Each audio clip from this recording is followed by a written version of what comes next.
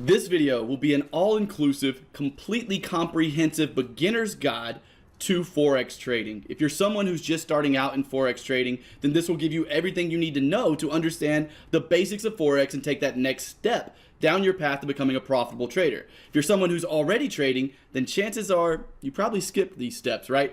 And that's a damn shame, because if you skipped these steps, then it's going to be nearly impossible for you to become a profitable trader without the things I'm going to show you in this lesson. So whether you're beginning your Forex trading career or someone who's already been trading, let's make sure that you have a solid foundation with today's video on the basics of Forex. So with that being said, I'm gonna let the intro and disclaimer roll. While I do, hit that subscribe button, hit that like button for me. Go ahead and follow us over on Instagram at The Trading Channel. And I'll be right back to share with you the most comprehensive beginner's guide to Forex on YouTube.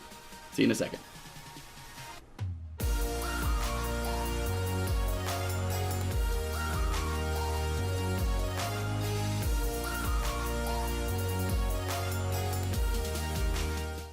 What's up, and welcome to the Complete Beginner Forex Training course. In this course, you'll learn everything you need to know to begin your journey as a Forex trader. The first question we're going to ask is the most simple question possible, which is, what is Forex? So, Forex is actually the largest market in the world. And what does that mean? How big do you have to be the largest market in the world? Well, on an average trading day, the Forex market trades 5 trillion with a T dollars. That is a large amount of movement for one trading day. $5 trillion, that's insane. So that's why the Forex market is the largest market in the world. Now, another thing you need to realize about the Forex market, and the second thing we're gonna go over, is that in the Forex market, what you're trading is called a currency pair. A currency pair is nothing more than the exchange rate between two currencies. We've all had to exchange money before, if you've traveled at least. Maybe you haven't, but if you've traveled outside of the country you live in, you've probably exchanged money for another currency. For instance, if you live in the United States and you take a trip to Europe, then you more than likely will exchange some of your US dollars for European dollars. And that rate, the rate of exchange, is what you'll get back. For instance, right now, the euro-dollar exchange rate is 1.0878. So let's just write this down. The euro against the dollar right now, or the euro-dollar exchange rate, is 1.0878. So that means that if you were to go to Europe right now and you wanted to get €1, then you would have to give them $1.0878 to get that €1. Because right now, €1 is worth $1.0878. Now, the way we make money in the Forex market, remember we're trading based on the exchange rate between two different currencies, and the way you actually make money is when this exchange rate rises and falls. So these exchange rates fluctuate depending on the strength and valuation of each of these currencies, the euro and the dollar. So if the euro rises in value, then it's going to take more dollars for you to get €1. The same thing if the dollar, so let's say the euro goes up in value, let's just start here. If the euro goes up in value, then you're going to need more than $1.0878 to get €1. And if the dollar goes down in value, it's the same thing. And the opposite is true if the opposite happens. If the euro drops, then you're going to need less dollars in order to get €1. And if the dollar rises in value, then you're going to need less dollars to get €1. So let's do an example of that right now. What you're actually making money on in the Forex market and what you're trading based on is this exchange rate fluctuating in value, going up and going down. So if this exchange rate goes from 1.0878, let's say you put in a buy order. We're going to go over all of this later on, so don't get confused yet. But if you put in a buy order at 1.0878 and this exchange rate goes to 1.0978, then you make the difference. You make the profit of essentially 1 cent, but we are trading based on huge amounts of size in the Forex market and with leverage, which we're going to discuss later on. Right now, what you need to understand after the question of what is Forex is what is a currency pair? And that's what we're going to break into right now. Now that you know what the Forex market is and kind of how it works, let's break into breaking down a currency pair and give you a complete understanding of what a currency pair is. Let's do that right now. A currency pair, if you look on the chart in front of you, is what you see to the far right edge. I will actually make this a little bit bigger so you can see it. As you can see on the side here, we have euro versus dollar, pound versus dollar, dollar versus yen, Aussie versus dollar, and dollar versus Swiss. Those are the major currency pairs, the top 5 major currency pairs. Now, with that being the case, each of these is made up of separate currencies, right? So the first thing you need to understand is what each 3-letter symbol represents which currency. So for each 3-letter symbol we have, that represents a certain currency. And I'll post a screenshot of which currencies are represented by which 3-letter symbol right now. You'll see that on the screen. So with that being the case, we have one currency's value against another currency's value, which is what gives us a better interpretation of the value of a specific currency. So in the case of the euro dollar, let's say, this is a currency pair that we can trade. It's actually the most popular currency pair in the Forex market. And the euro dollar, if we write it out here,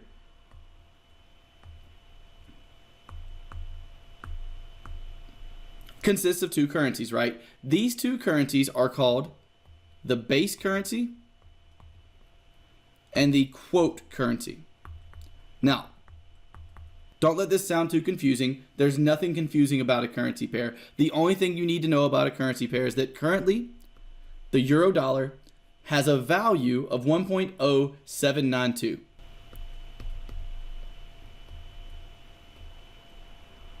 So the fact that the euro dollar has a value of 1.0792 is important because you need to understand that that is the quote pair valuation. So what that means is every base pair, as in the first pair, and this being the second pair, every first pair in a currency pair always has a value equal to 1.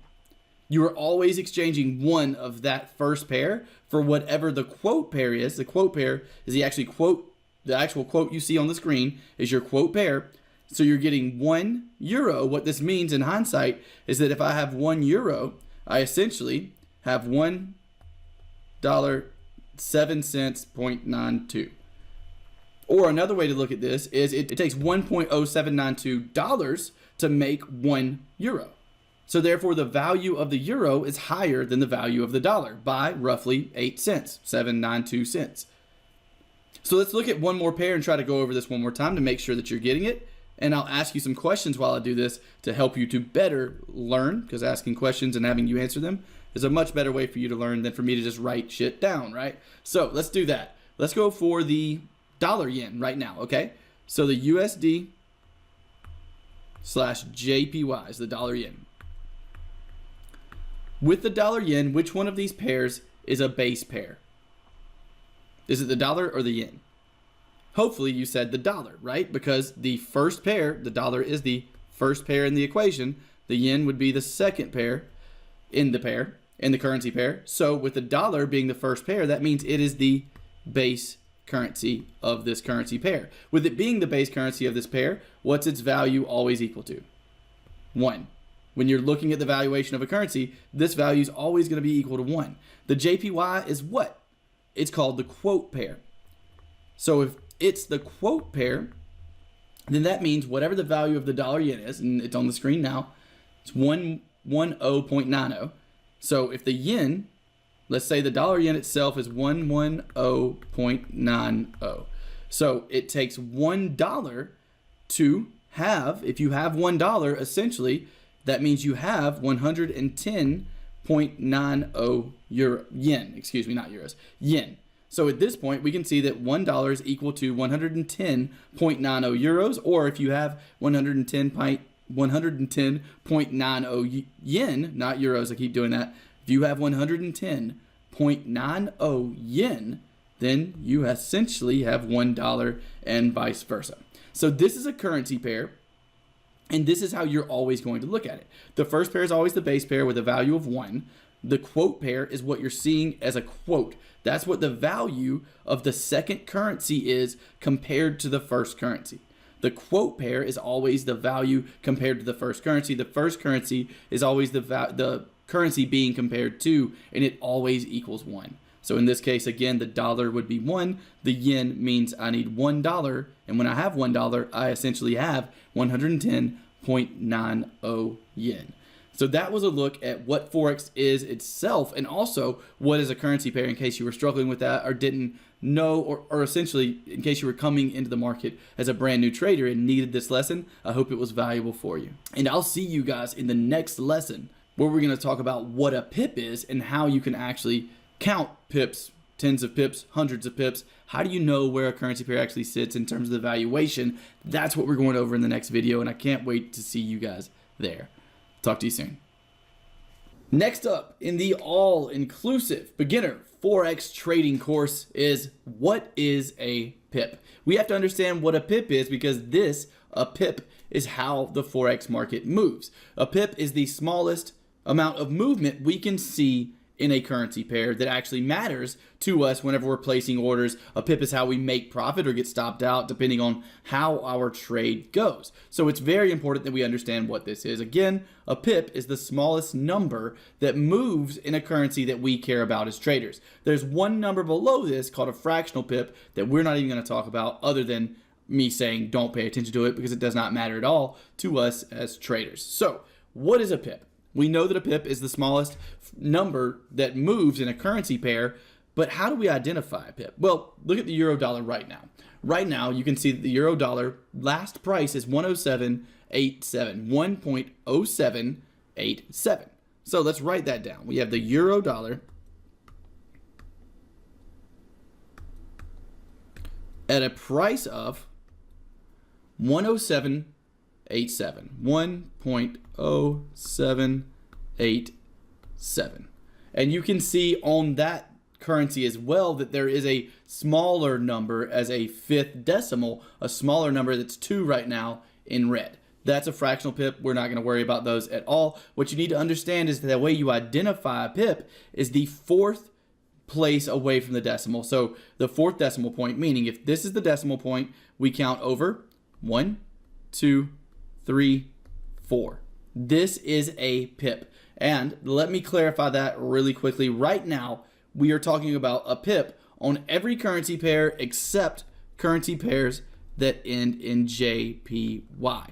Any currency pair with JPY in it is going to be slightly different than this, and we're going to go over that next. So this is going to be what is a pip, and I'm going to put non-JPY here so that no one's confused. This is a pip on every currency pair except yen pairs, which we're going to discuss what a pip is in a yen pair in just a second. But for every other currency, this is what you're going to use. So this is what is a pip, non-JPY. For every currency pair that doesn't have JPY in it, the 4th decimal place is what is known as 1 pip. So we have the euro dollar at a value of 1.0787. What if the euro dollar goes to 1.0786? How much have we dropped? The euro dollars went down now, but by how much? Well, the math here is pretty easy. If we went from 7 to 6 on our 4th decimal, which is a pip, we dropped by 1 pip. And here's how I want you to look at this. This is the way I looked at it at the beginning, and it really helped me to understand this a little more clearly. Not that it's a super complicated thing. Understanding this, if you watch this video a couple of times, will be extremely easy. But the way I look at this is, let's write out our value of the euro dollar and space it out a little bit to give us a little bit of room. And that's what I'm really trying to do here. I want to give myself a little bit of room. So we have 1 decimal 0.787, right? So with this being the case, the way I look at this, if I count my numbers, 1, 2, 3, 4th decimal place is a pip, I like to look at it like this. This is our ones, meaning every time this moves, it's going to be 1. This is our tens. Every time an 8 goes up or down, in this specific case, that's going to be tens. And this is our 100s. That makes it so easy to say, okay, if the euro dollar went from 1.0787, what it's at right now, to 1.0797, how much did we move?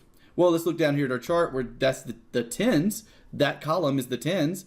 That decimal point, number 3, is the tens. So therefore, this went down. And actually, in this case, since we went up from 8 to 9, hopefully you caught that before I did, then obviously that means that the euro dollar went up 10 pips because it was in our third decimal point. Now, let's do one more number to make sure you understand this, and we'll go through one more currency pair to really make sure you have a good grasp on this. This is the foundation of any trading career. So let's do 1.0887. Can you tell me at this point how many pips did the euro dollar rise? Well, let's look at our column or graph. We have our ones, the 7, it stayed the same. We have our 10s, which was 8, it stayed the same. We have our 100s that was 7 and is now 8. That means that the euro dollar went up not by 10, but by 100 pips. So that's the way you recognize a pip. A pip is the fourth decimal place. It's the smallest amount of currency moves that we care about as traders. Let's do a completely different currency pair that is not a yen pair and go over one more. And again, just like in the last lesson, I'm going to ask you a lot of questions as we go through this. I'm going to ask you a lot of questions as we go through this, and I want you to actually answer those questions on the other end where you're sitting or standing, depending on whether or not you're trying to get exercise in. And now what we're going to do, again, is go over a different currency pair. Let's go over the Aussie New Zealand. Let's just pick a random pair. So AUD, NZD. I do my N's backwards. I'm slightly dyslexic. I literally just drew an N backwards because I cannot ever remember which way they go, and in my head it's always backwards. So we have the Aussie New Zealand, right? The Aussie New Zealand has a current value of 1.0248. 1.0248. Tell me what would be the case, okay? Let's go over a scenario. If the Aussie New Zealand went from 1.0248 to 1.0348. How many pips did this currency pair move? I'll give you a second. Hopefully you were able to say 100 pips. Let's draw out our table one more time to make this very easy. 1.0248. Okay? Here we have our little table that I like to make. At this point, we have our ones, our 1 pip, which is the fourth decimal. Our tens, which is the third decimal. We'll write this out too. 1, 2, 3, 4 decimals. We have our 100s, and the 0 would be the 1000s. You don't really have to know that. That's kind of irrelevant unless we have some kind of super crazy market moves. But in this case of the Aussie New Zealand, from 1.0248 to 1.0348, which currency, stop my phone here. Which one of these numbers changed? It wasn't our ones at all, was it? Our ones was an 8, it's still an 8. It wasn't our 10s, it was a 4, it's still a 4. Was it our 100s? It was a 2, it is a 3. So therefore, this market moved 100 pips. Going from 2 to 3 would mean that we moved a total of 100 pips here on the Aussie New Zealand. So in order to be absolutely sure that you understand all this, give yourself a little test. Look at a currency pair and look at all the numbers on that pair's value, and then ask yourself what would change. Write down another random number below or above it, and what would change if price went from where it is now to that number that you wrote down. That's a great exercise to do here in this case. And remember, the way we're looking at this is our pip, our 1 pip, is the fourth decimal place away from the decimal. Okay?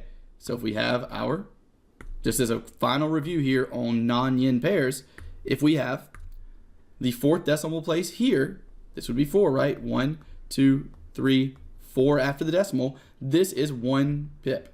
This is the 10s. This is the 100s. So if we move to 1.0258, then we have moved up 10 pips.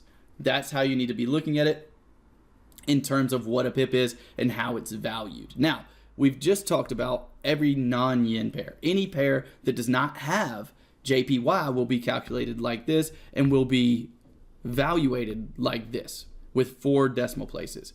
Now, what about yen pairs? Something very slight changes on any pair with a letter JPY attached to it. So let's do an example of that right now. If we look at the value right now of the dollar yen, which is USD JPY.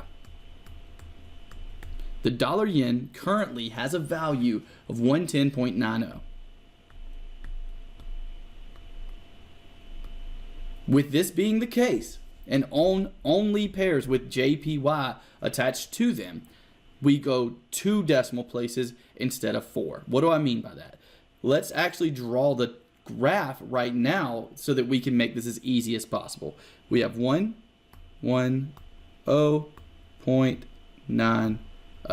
Okay, if we draw our same graph, this is what it looks like now. Now, our 1 pip is the second decimal place. So what do we have to do? We see our decimal right there. We go 1, 2. On the second decimal place is 1 pip. So this is our ones. What does that mean for the 9 in this specific case? That means the 9 is going to be our 10s and the 0 is going to be our 100s. Okay? So with this in place, let's go ahead and ask ourselves a very familiar question for this video, which is, if this market moved from 110.90 to 110.96, how many pips did it go up? If the market moved this amount, how many pips is that this market just rose? Well, if we look at the ones, it goes from 0 to 6. Therefore, this market would have risen or rose, not sure which one to use there, by 6 pips. Let me turn this on silent. Sorry, guys. Okay, so now let's go over a couple of other examples. So instead of us rising by 6 pips, I want you to tell me how much we are rising in this case. Let's go with 112.90. If price of the dollar yen goes from 110.90 to 112.90, then how much has that value risen? How much has the price went up? This, my friends, would be 200 pips, because this column that was 0 is the hundreds column. So this would be a plus 200 on the dollar yen.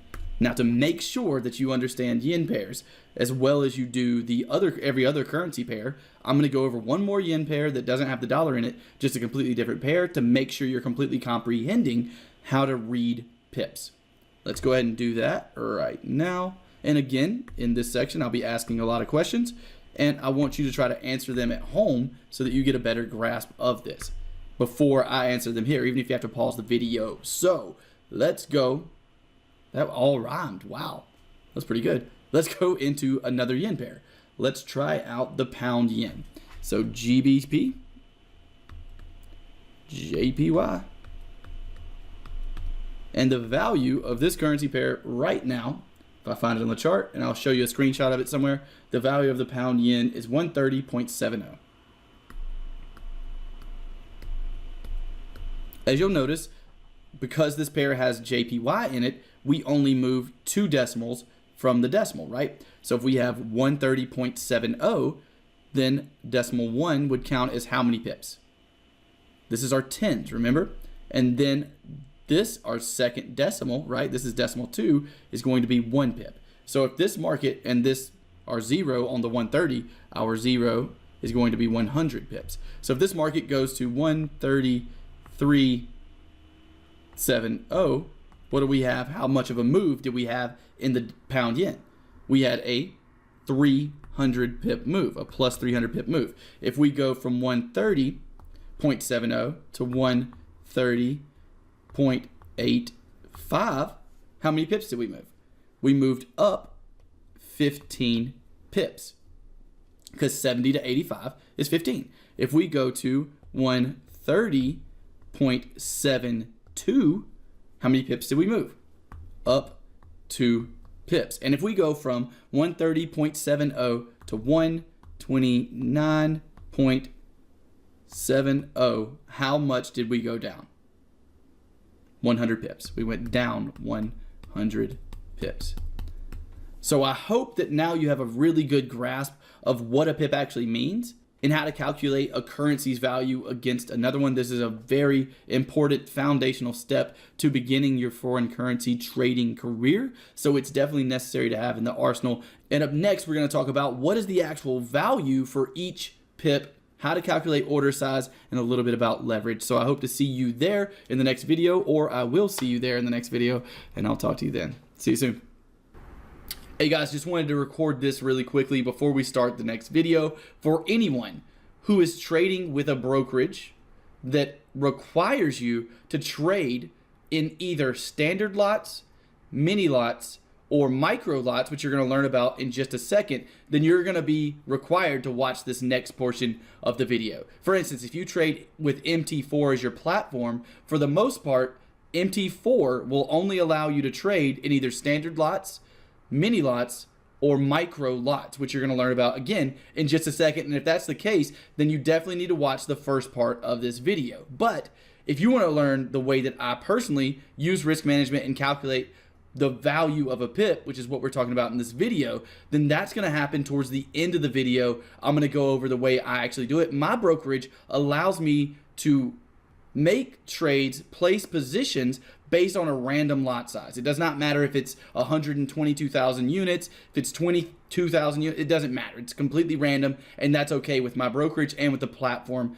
that I use. For that reason, I personally calculate the value of a pip a little bit differently, but the first part of this video is definitely for you if you're using MT4 or a platform that requires you to trade based on a certain lot size, which is a lot of brokerages out there, which is why I wanted to record this video just for you. If you're someone who is more interested in learning exactly how I use, what I use in order to calculate the value per pip, then I'll have a timestamp on the screen somewhere where you can go to that portion of the video and skip this first portion. But it would probably be beneficial to watch this first part anyway. I did want to clarify that though in the beginning. So now let's jump into how to calculate the value of a pip this next lesson. Talk soon. Welcome to lesson number 3 on the basics of Forex. In this lesson, we're going to talk about what you actually want in terms of trading, how to calculate profits, and what you don't want in terms of trading, how to calculate your losses. And what I mean by this is that's a terrible W. We're going to restart this whole thing. Just kidding. We are going to restart with that W though. What is the value of a pip? So we know what the foreign exchange market is, we know about currency pairs, and we know what a pip is, but what is the actual value of that pip to you in your trading? Because, well, you probably know this by now. If a market moves up in pips, if you buy and the market moves up in pips, then you're going to make money. If you sell and the market goes down in pips, you're going to lose money. But how do you calculate how much money that is? This is a question I get all the time. How do I calculate my wins and my losses in Forex? And today in this video, what I'm going to show you how to do is determine the value of a pip. So how do we do this? Well, for starters, the value of a pip depends highly on the amount of currency you're trading. What that means is the amount of units that you're trading. So in currency markets, we're trading a set of units. And these units normally come in 4 major lot sizes. 4 major sizes. So if you're trading units of currency, what you want to actually look at, and I'm going to do a graph for this, is the lot size in order to come up with the amount of value per pip, the amount of value each pip is worth. It depends on your trading lot size or the amount of units that you're trading. And those units, again, are broken down into, most of the time, it's actually 3 major types, but we're going to do a 4th just in case. The 4th one is one that's used very rarely, but you'll understand more about that in just a second. Don't get confused, nothing confusing about this. What we're going to have in this column is the name of whatever lot size you're doing. What we're going to have in this column is the size, and what we're going to have in this column is the value per pip. So value PP, value per pip in this last column. And this is going to be the case for every pair that ends in USD. It's going to be very similar. This is a generalization. Every pair that ends in USD is going to be exactly to this scale. Other currency pairs are going to vary, but not by much. This is a generalization. This is a generalization, but other currency pairs are not going to vary that much from this table. The name of the first size that is very common is a standard lot. So we're going to label this L, that stands for a standard lot. Now, if you're trading a standard lot, that means you're trading 100,000 units of currency. So if we're trading 100,000 units of currency on any pair that ends in USD, then this is the exact value per pip. If you have one standard lot that you're trading, or if you're trading every 100,000 units you're trading, you are trading at a value of $10 per pip. So if you're trading a standard lot on the euro dollar, that means that every pip is $10. Every pip that it moves is $10. Let's go through the rest of the types of or size of units that you can do first, and then we'll break into more about what they mean and how you can utilize them. The second one is called a mini lot. A mini lot means that you're controlling or holding 10,000 units of a certain currency. And with this being the case, with 10,000 units of a currency, you have a value per pip of $1. So for every 10,000 units of a currency that you hold, there is a value of $1 per pip. That's exactly right on dollar pairs. It's a generalization that is very similar on other pairs as well. And the last lot we're going to take a look at is the micro lot.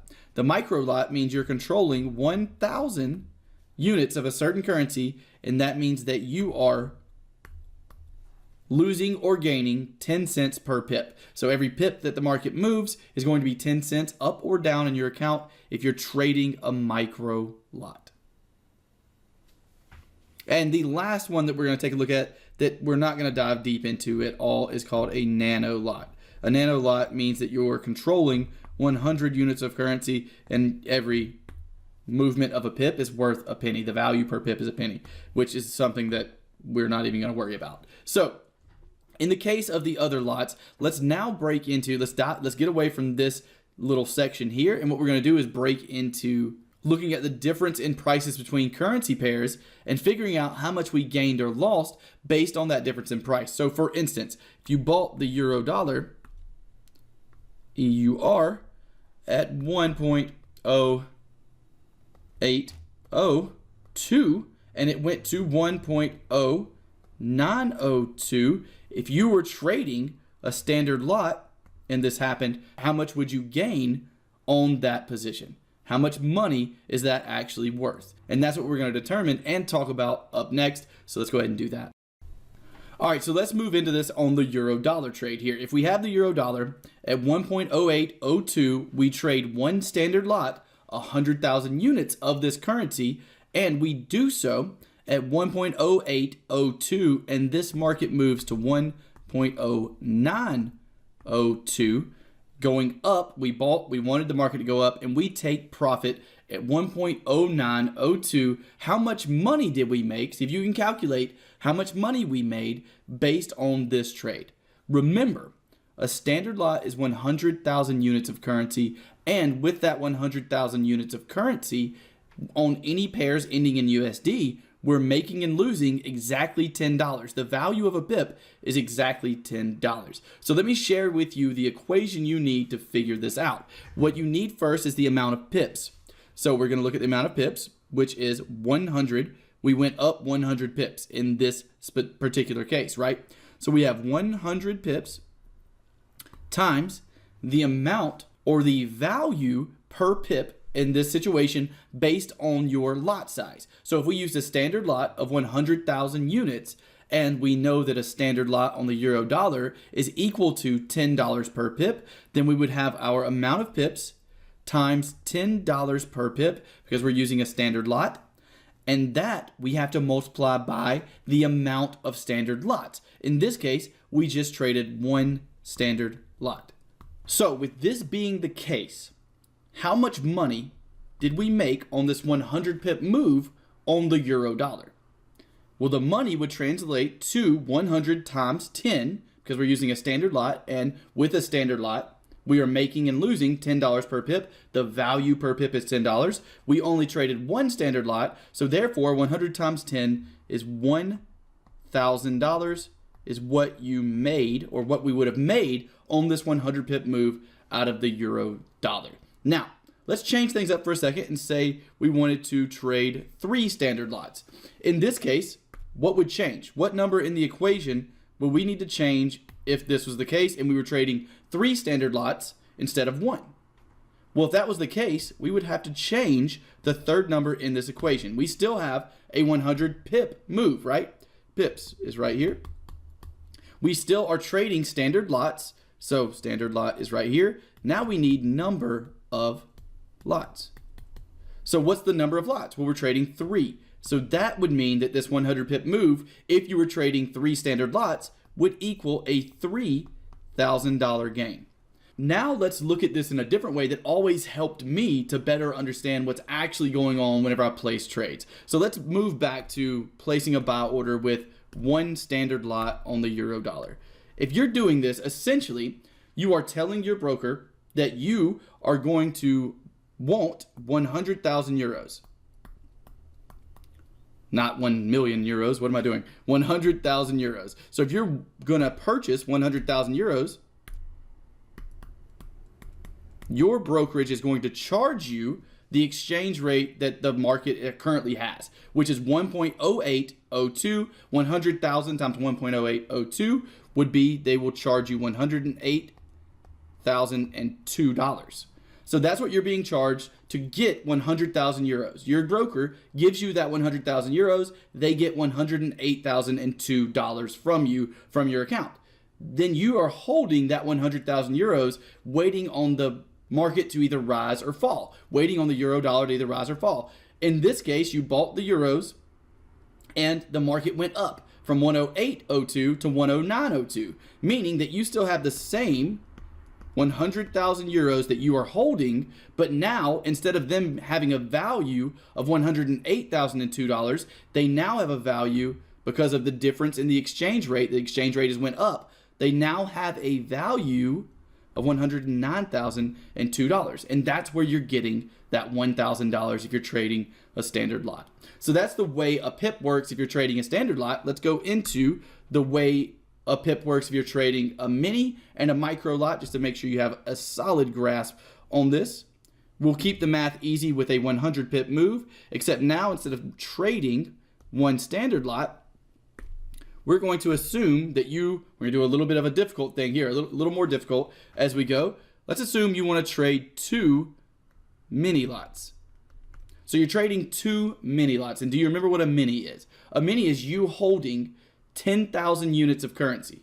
So if you're trading 2 minis, you're holding 20,000 units of currency. A mini is worth $1 per pip, meaning the value of a pip, if you're trading a mini lot, is $1. So in this case, the market goes up by 100 pips.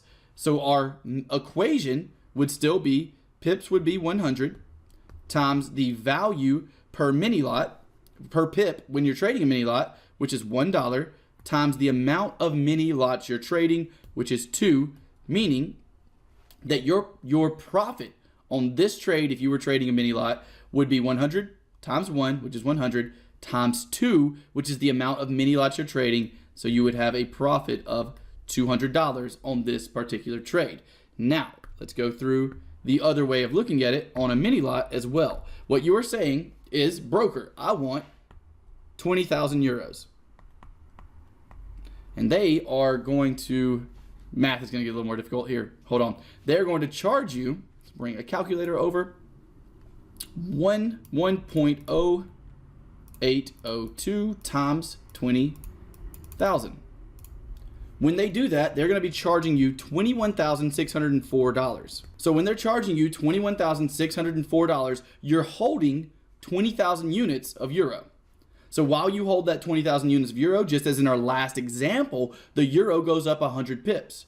So you still have that same 20,000 euros, except now you have to multiply that 20,000 units that you're holding times the new exchange rate of 1.0902, which means when you give them that 20,000 units back, they owe you $21,804, giving you that $200 profit. So that's the way profit and loss works in a mini lot. No matter how many it is, we have our equation, right? Pips times the amount per pip, the value per pip, times the amount of lots you decide to trade. One more example of this, and then I'm going to show you how I personally calculate pips and how I use risk management in my own trading. But let's go through this last example first on a micro lot. So let's say you want to trade one micro lot, and you're doing that while you buy that one micro lot, the market's at 1.0802, just as with the other examples. We go up 100 pips. What's our equation look like? Well, we have to do our 100 pips times 10 cents times the amount of micro lots we're trading, which in this case is 1. What does that equal? That means that you would have made $10 on this 100 pip move trading one micro lot. So as we do with every other lot size, let's go ahead and look at it in a different way. So you're telling your broker, I want 1,000 units of the euro. And they're telling you, if you want 1,000 units of the euro, we're going to charge you $1,080. And then you say, okay, I'm fine with that. You exchange it. You hold that 1,000 euros until the price rises by 100 pips.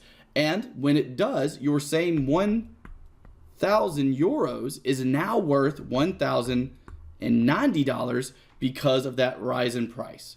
So that's exactly how the value of a pip works when using a certain lot size. Now, for my own personal trading, as I said at the beginning of the video, I actually trade based on a certain percentage of my account value. So the lot size is always a random number, and that's an extremely simple thing to do if you have the right platform. So I'm going to show you my platform and show you how I actually determine the value per pip myself. This was for anyone using MT4 or a brokerage that doesn't allow you to have random lot sizes. So I hope that was helpful. Let's break into the way I actually prepare, have risk management, the way that I calculate value per pip in my own personal trading right now. Okay, so now let's talk about how I personally calculate the value per pip. And first, let's talk about why you even need all of this information. Why do you need to understand how much every pip is worth depending on the lot size that you're trading? Well, the reason is because of risk management. You want to understand that so that you can know how much of your account you're risking per trade, whatever your stop loss is, and also how much you can make per trade. But the more important part of this equation is how much you can lose. So with that being the case, the reason we want to understand the value of the pip is because we want to understand how much we're risking on each trade.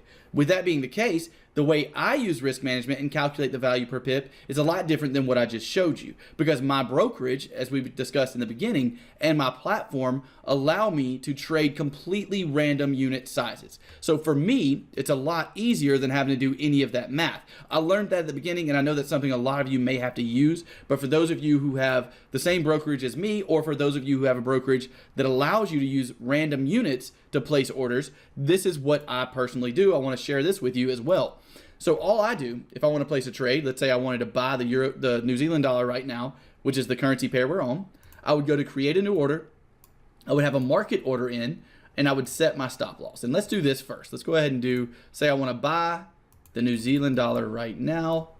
I want to have a stop loss below this red candle. So that's my stop loss, and I have a target at a 2-to-1 risk reward. So if this is the case, I now have my trade set up. So what I'll do is go to trade, create new order. It's going to be a buy order on the New Zealand dollar, and I know where my stop loss is. It's at 100 pips. So 100 pips is my stop loss. I know my target's at 200 pips, around a 2-to-1 risk reward.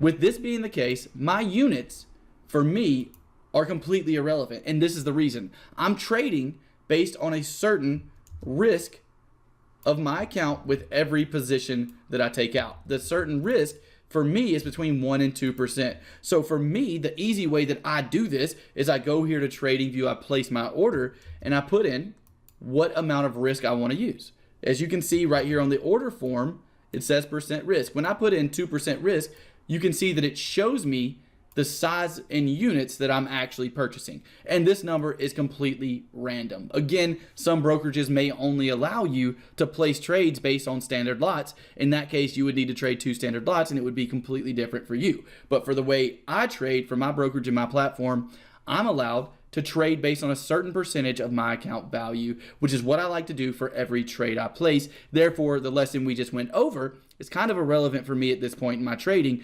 considering the technology that I use here over on the TradingView platform in order to determine the amount of risk I'm going to use in my personal trading account with every trade that I place. So I wanted to give you both of those so that you now at least understand how to calculate the value of a pip based on your order size.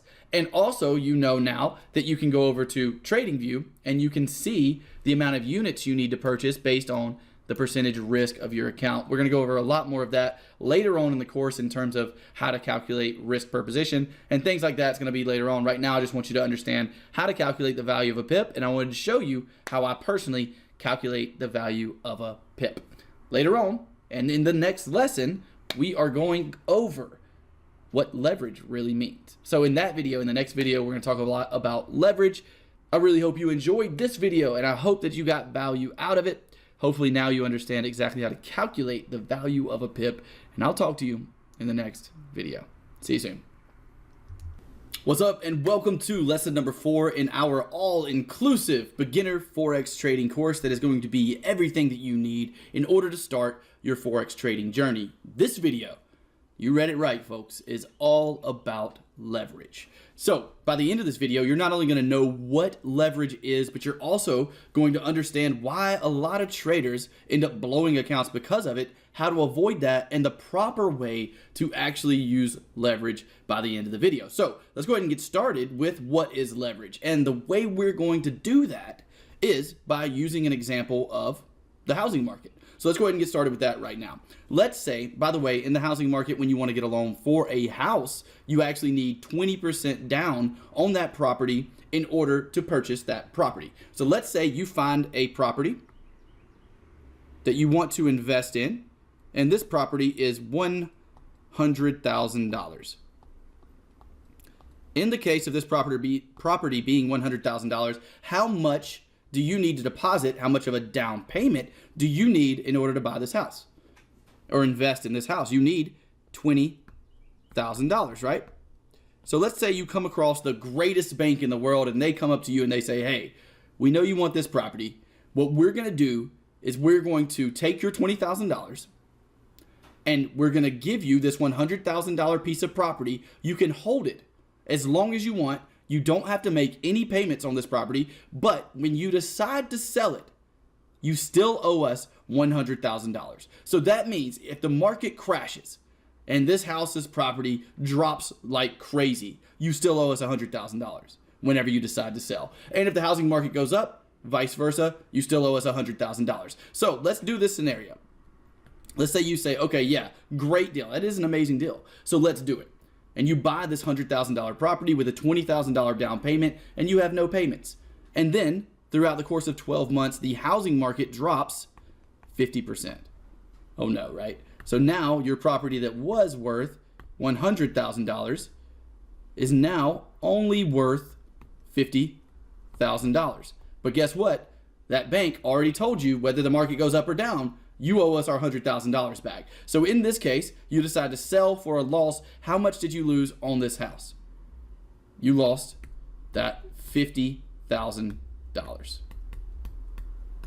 That sucks, right? So this is the power of leverage in terms of how it can hurt you. You lost more than your initial down payment, more than your deposit, maybe more than you had if $20,000 is all you had to invest. Is this sounding familiar? Kind of like leverage in the Forex market and some of the horror stories you've heard. So that's how leverage can hurt you, right? And in terms of helping you, we can do this other scenario because guess what? Just as bad as it can hurt you, it can help you make ridiculous returns as well when you use it correctly. So let's say the same scenario, you pay $20,000. They say, here's this $100,000 property to hold. This time, instead of the market dropping by 50%, we go up 50% over the next 12 months. So with the housing market going up 50%, you now have this property that was worth $100,000 that is now worth $150,000. And guess what? The bank says the same thing. Whenever you sell at that 12-month period, the bank says, okay, you've sold you owe us 100K. In that case, you give them their 100K back, and you end up with a plus $50,000 profit. So in this case, you made more than your initial down payment. That is the power of leverage. Leverage can allow you to make ridiculous returns, and also, unfortunately, can cause you to lose even more than you initially invested. Now, Forex is a little different because there's a thing called margin call, but now that you know what leverage is, let's relate it back over to Forex. And by the way, this bank, the $20,000, and we'll let you hold 100K property, is the broker. So let's jump into an actual Forex scenario with this being the case. Let's go ahead and delete all of this. So in Forex, I'm going to draw out a little graph here. We have about 4 different types of major leverage that people or brokers allow you to have. And we have 1 to 10 leverage, 1 to 20, 1 to 50, and 1 to 100 leverage. Now, each of these means that you have your account times the leverage you get in buying power. So let's say you have a $1,000 account. Just to make math super simple, that means with 1 to 10 leverage, you have 10K buying power. 1 to 20, you have 20K buying power. This is self-explanatory, but I'm going to write it down anyway. 50K buying power at 1 to 50, and 100K buying power at 1 to 100. Now here is the reason most traders blow their entire accounts using leverage. Most traders say I have a $1,000 account, but I have 10K in buying power. So what do I need to do? Obviously, I need to buy 10,000 units of the euro dollar and hope that that shit goes up. That's not how you want to use leverage. That is the worst way to use leverage. And let me help you understand why.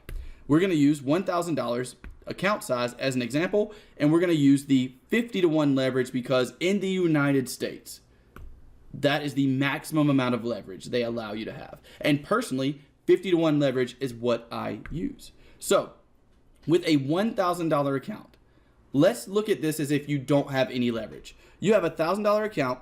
We've talked about order sizes, right? How many units can you purchase with a $1,000 account and no leverage at all? 1,000 units, right? Self-explanatory. 1,000 units. What is 1,000 units? That is a micro lot. One micro lot on most pairs means that you are the value of a pip for your position. Stay with me. If you haven't studied lot sizes and stuff, we have another video on that you've probably just watched, hopefully. This 1,000 unit micro lot is worth 10 cents per pip. Okay, so if you have a $1,000 account, that means you can trade at maximum. If you are all in on a trade, you can have 1,000 units of a currency. Let's say you have 1,000 units of the euro dollar. And you say, cool, I have 1,000 units. This micro lot means that every pip the euro dollar moves is 10 cents per pip. In this case, I want you to look at risk as how many pips you can lose. How many pips could you lose at 10 cents a pip if you have a $1,000 account and no leverage? You could lose 10,000 pips before you blow your account. That's awesome. This is why not using leverage at the beginning is a pretty good idea. If you're just now starting out, you're going to have a lot of losses. But if you have 10,000 pips of room before you blow your account, then you would have to lose a lot of trades to actually blow your account. Here's where leverage actually can really hurt you, because let's take this same $1,000, and we'll actually keep all of this on the screen. We have this $1,000. Sorry if it gets a little messy here, guys. I'll color this a different color to make it a little bit easier. Let's go with blue. I like blue. So we have this $1,000 account, but now, separate this.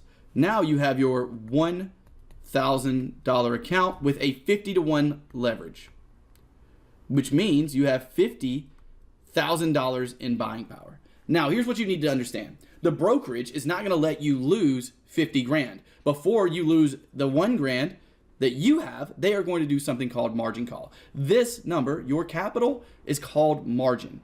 50 to 1 on leverage means that you have, for every $1 of margin, you have $50 that you can put into a position. So in this case, let's say you maxed it out and you said, I have 50,000 units to trade, the guy that we were talking about on the euro dollar, right? I got my 50,000 units. Let me just buy the euro dollar right now. So you buy euro USD, same example. And with this euro USD trade, you have spent your full 50,000 units. What is 50,000 units? Remember, 10,000 units is a mini lot. And a mini lot has a value per pip of $1. So if we have 5 mini lots, how much is our value per pip on this trade? Our value per pip, which we're going to label with VPP, on our euro dollar trade is $5. You see the difference here? This was 10 cents per pip, but because we're using leverage over here, we have $5 per pip. Now, can this work for you? Absolutely. Yeah, you can make a lot more money at $5 per pip than at 10 cents per pip. No one is doubting that. I'm not saying you can't do that. But as a beginner, do you think it's more likely you're going to hit home runs or swing and miss most of the time?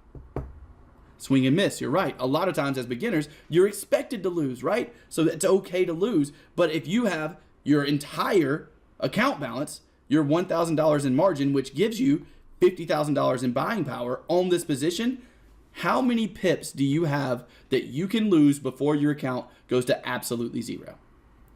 Where it was 10,000 pips, now the math we have to do is your $5 per pip and your account balance. So now what we need to do is take your account balance of $1,000, because again, they're not going to allow you to lose more than $1,000. And if you're risking $5 per pip, that means you, divided by $5, let's do this, let's finish the math. That means you only have 200 pips, because 200 times 5 is $1,000. That takes your account away. So instead of 10,000 pips of risk, the reason most traders blow their accounts using leverage is because they only have 200 pips of risk. And guess what? You don't really have 200 pips of risk, because they are going to margin call.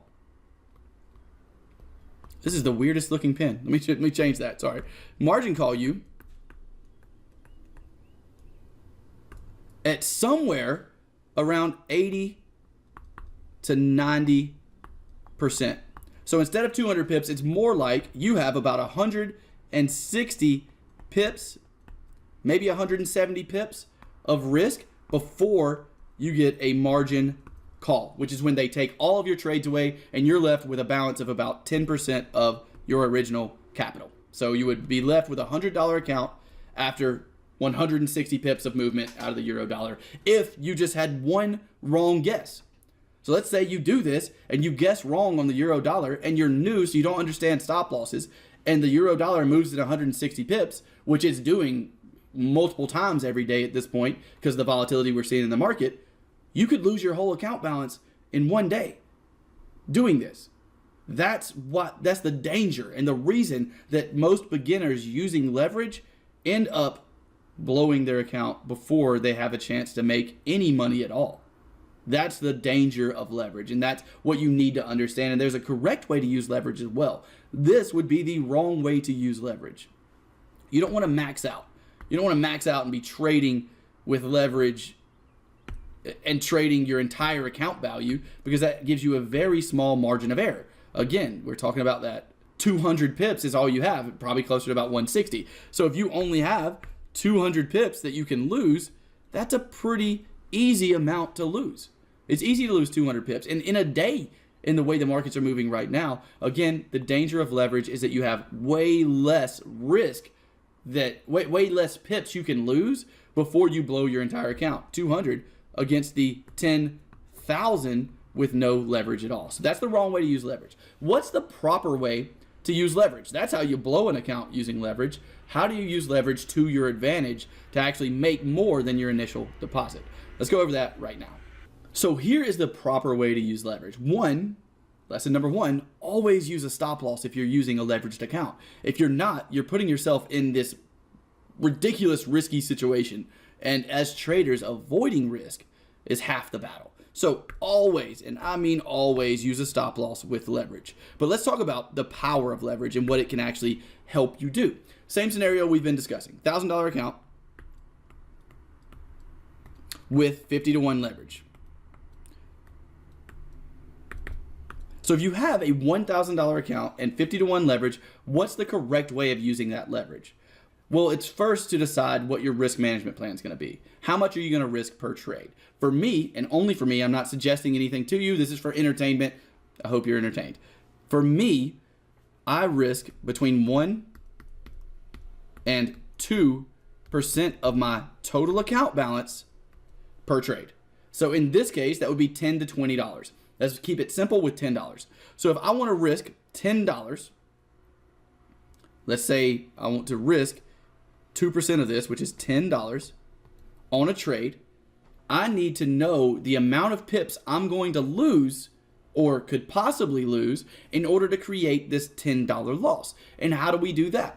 Well, let's say that we have a 100 pip stop loss, okay? The euro dollar 100 pip trade, the same one we've been discussing during the entire video.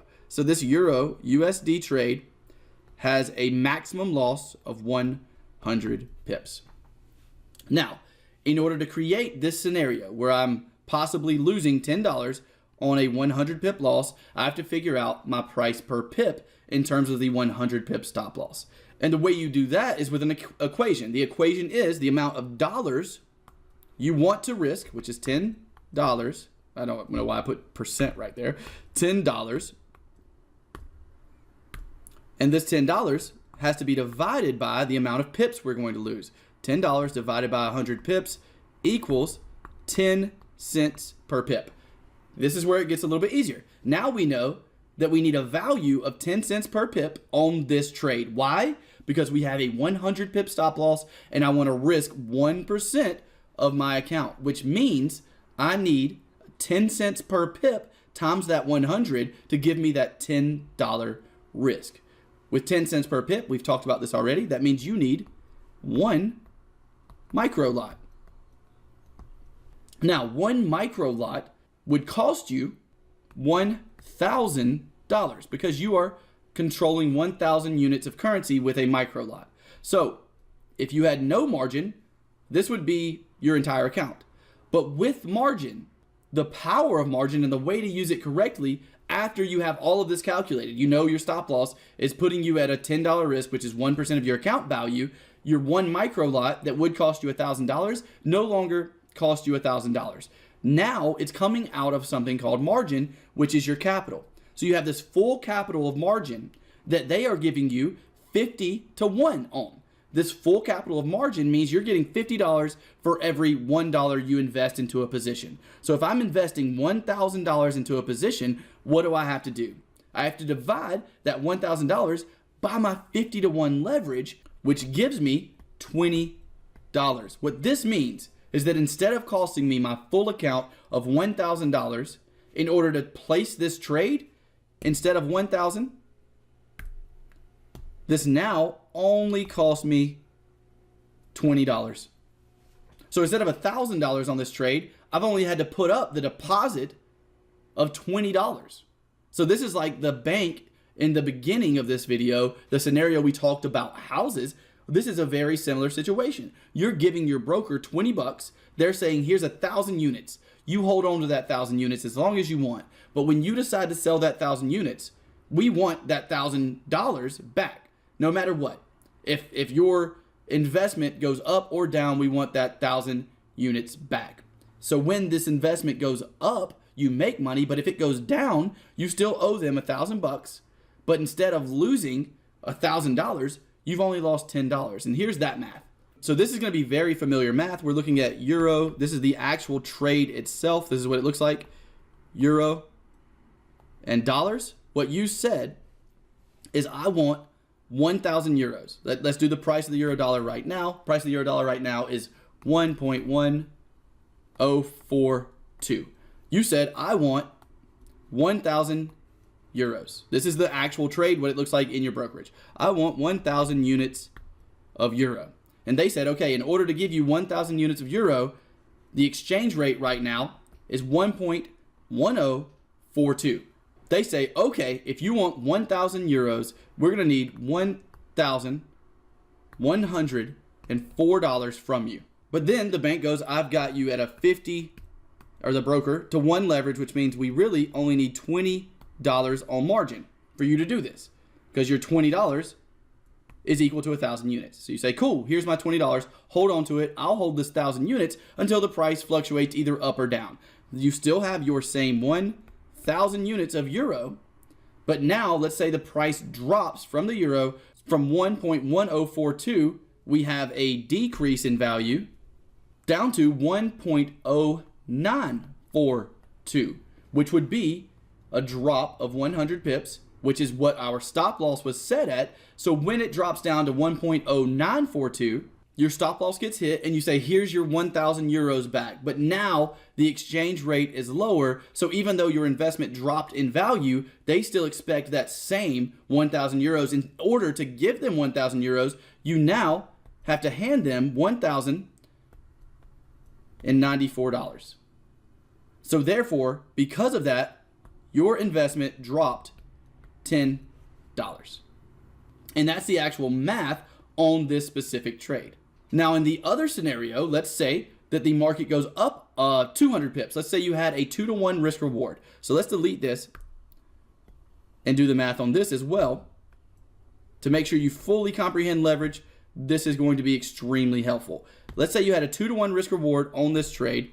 So instead of going down 100 pips, now we go to 1.1242, or we rose by 200 pips, a 2-to-1 risk reward. So now your bank said $20 and will let you hold 1,000 euros at the price of 1.1042 or $1,104, and we'll let you hold this 1,000 euros as long as you want, as long as whenever you pay us back, you give us that same 1,000 euro value.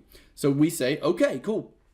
But this time the euro dollar goes up by 200 pips. So now, instead of your investment being worth $1,104, your investment is now worth $1,124.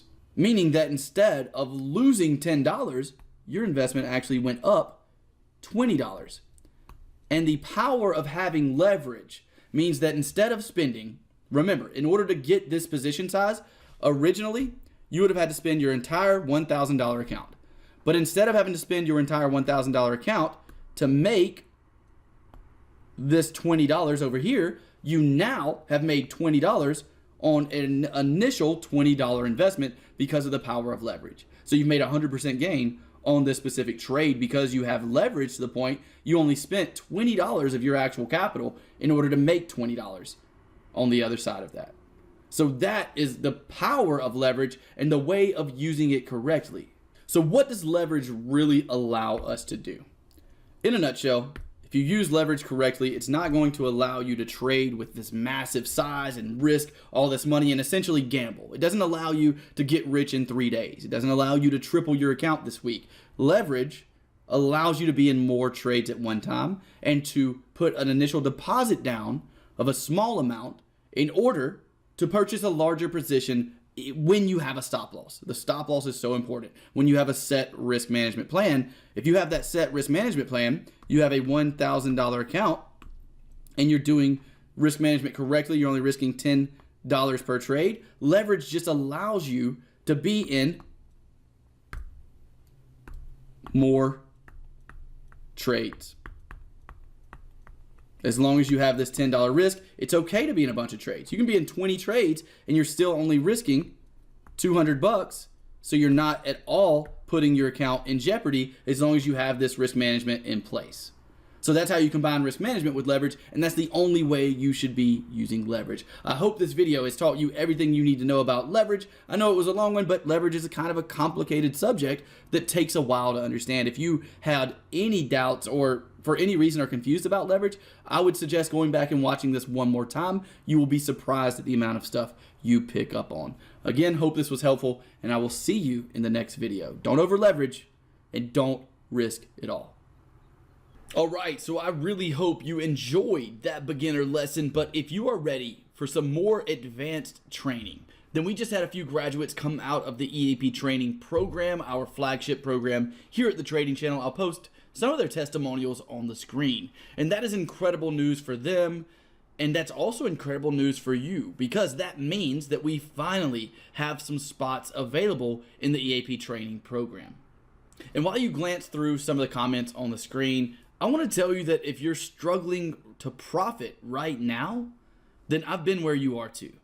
I struggled for over a year before I found a way to be consistently profitable. I made every mistake you can think of. I moved stops. I used poor risk management. I traded strategies that didn't work.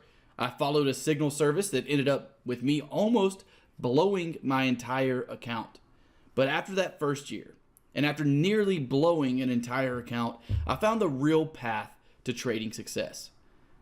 And consistently profitable trading became as easy as counting to 6. And that is what I teach in the EAP training program. I created a strategy that only uses 6 simple rules to create an edge over the market. So once you memorize these rules, trading becomes as easy as counting to 6. These rules are completely objective and easy to follow. And although just having a strategy is only one part of the equation, it is a very large part of that equation. In the EAP training program, we also have lessons on risk management and discipline to make sure that you have everything you need to get on the right track to becoming a consistently profitable trader. And here's a look at some of the things that are included in the course. As you can see, we have beginner lessons that teach you everything you need to know about technical analysis in terms of what you're going to learn in the course. We have a transition course, which is meant to take you from where you are to becoming consistently profitable. And after that, we have an advanced course that is meant to take your trading to that next level. We also send out 3 to 5 email alerts every week. These are not meant as signals. Let me clarify that. But instead meant to show you exactly how I am looking at the market. And we also do a review video at the end of every couple of weeks to show you how the strategies are performing. And you can check those out right here.